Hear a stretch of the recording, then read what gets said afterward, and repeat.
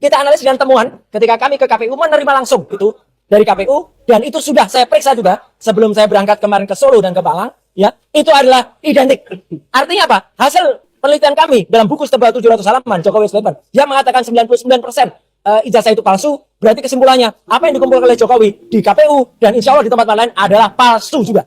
Jadi yang paling penting 99,9% ijazahnya adalah palsu. Dengan demikian kasus di Polda Metro Jaya harus dihentikan karena tidak sesuai dengan apa yang dituduh, karena ijazahnya tidak terbukti asli.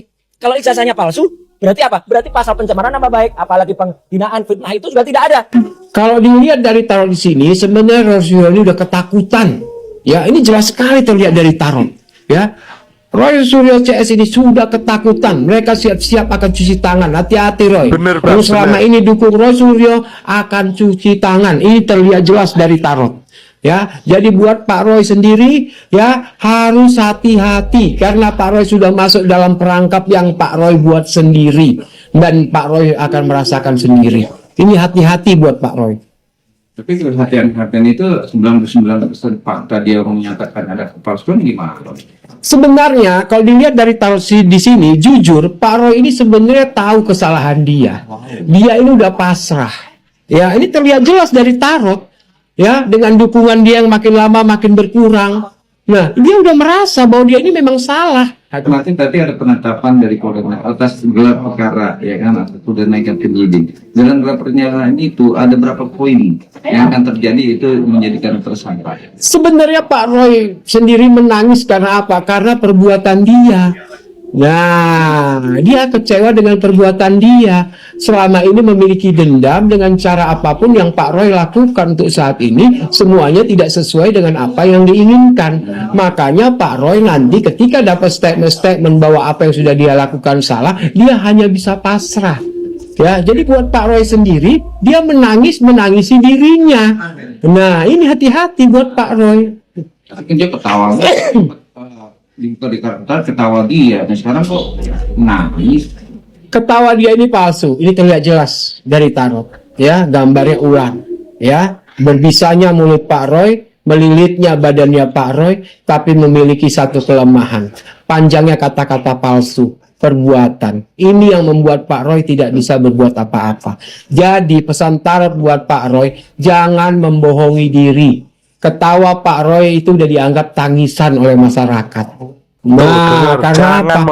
Dalam waktu dekat ini, Pak Roy akan menangis menyesali diri sendiri. Tapi kegerilliannya dia mau fakta-fakta dapat untuk bilang bahwa itu palsu, itu gimana sih dalam mindset pikiran dia? Ya sebenarnya maaf ngomong ya, kalau dilihat dari tarot di sini, ini sebenarnya bukan jiwa Pak Roy lagi. Ya, dia ini udah masuk kanan kiri energi negatif apapun. Karena dia ini sudah tidak memiliki satu fokus, pembicaraan, komitmen. Ini bukan Roy Suryo yang zaman dulu kita kenal. Ini Roy Suryo yang ibaratnya apa? Bangkit, tapi bangkitnya dia ini tidak memiliki arah dan tujuan.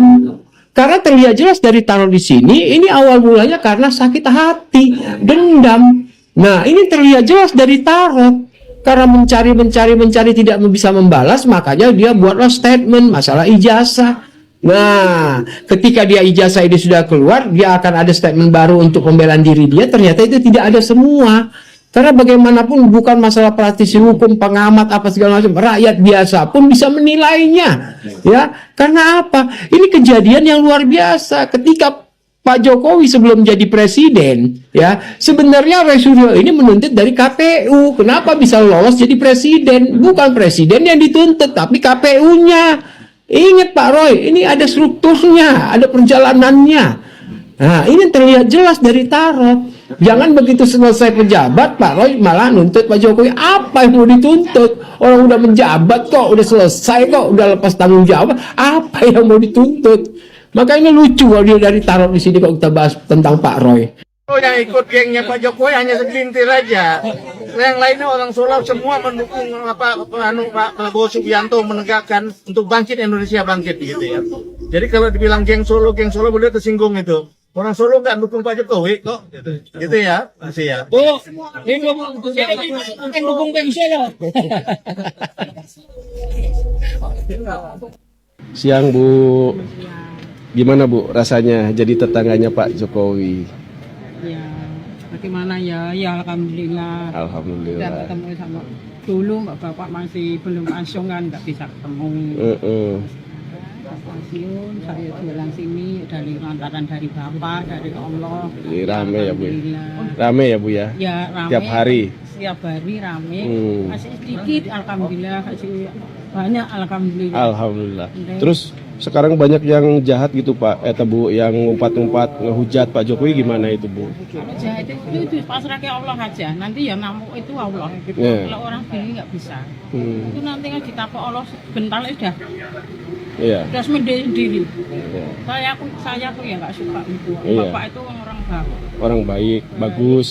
Orang bagus apa-apa cuma bingung. Iya. Kok masih ada yang nyelip kita itu lagi banget. Kebangetan. Iya, oke. Gitu. Nak saya Iya, orang iya. bodoh itu lah itu. Eh, Yang napok itu Allah mas. sama ibu siapa Bu ini Bu? Pulau bisa ini. Bu Salim. Saya Yayan dari Pangandaran, Jawa Barat. Oke, sehat ya Bu ya. Makasih. Ya. Ibu dari mana ini? Dari Pasar Kliwon. Iya. Pasar Kliwon itu di mana? Di Solo? Di Solo. Aku di rumahnya Bapak Jokowi. Ini baru pertama atau ke berapa? Pertama. Gimana Bu tentang Pak Jokowi? Ya, baik, ramah, jujur, apa adanya. Ya, Sama rakyat ya, mau merakyat lah. merakyat ya. Terus tanggapannya sekarang kan banyak yang ini ya, banyak yang membenci Pak Jokowi. Itu gimana? Itu angin. Anggap aja angin. Angin nggak punya KTP ya? Iya, nggak punya KTP, beritanya jelek-jelekin mas. Eh, Orang sebaik Oke. dia nggak ada. Presiden yang mau merubah Indonesia seperti ini nggak ada kalau selain Iya. Ini sebenarnya dari satu penyesalan ya, dari satu penyesalan yang tadinya saya itu benci banget sama Pak Jokowi. Dulu waktu 2014, kebencian saya mendalam ketika saya membela Pak Prabowo dan penghitungan suara saya ditembak, dipukuli ya kan. Tim-tim kita ada yang meninggal, lalu saya jadi buronan di Polda 2019. Kebencian saya makin mendalam kepada Pak Jokowi. Tapi setelah Pak Prabowo bergabung dengan Pak Jokowi, saya sempat ngambek juga sama Pak Prabowo, sehingga beberapa tahun saya nggak mau nyebut nama Pak Prabowo aja, saya nggak mau gitu kan. Akhirnya saya, setelah melihat kerjanya Pak Jokowi, akhirnya saya menyesal gitu loh. Kok gue benci Jokowi kok nggak beralasan gitu kan, tanpa harus melihat dulu kinerjanya, kok nggak beralasan ya. Akhirnya gue menyadari, oh ternyata hal ini salah gue selama ini. Makanya gue begitu keluar dari rumah Jokowi kemarin kan gue meneteskan air mata. Nah, itu gue orang gampang menetes air mata ketika menyesali gitu. Gue melihatnya, ya udahlah. Gue di rest area sekitar Cirebon lah, sebelum Cirebon itu, gue pikir-pikir, apa gue bikin organisasi aja ya, bentuk simpati gue kepada Pak Jokowi yang udah membangun bangsa ini kan gitu. Udah membangun bangsa 10 tahun, kita udah mengencangkan ikat pinggang, puasa demi membangun bangsa ini ya kan. Lalu pembangunannya bisa dirasakan sekarang di era Pak Prabowo kan.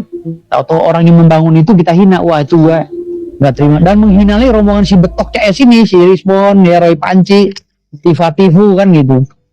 Di akhirnya gue, ya udahlah, mungkin saatnya gue berbenah diri dan gue satu barisan dengan mereka, dengan Pak Jokowi, Pak Prabowo dan Gibran.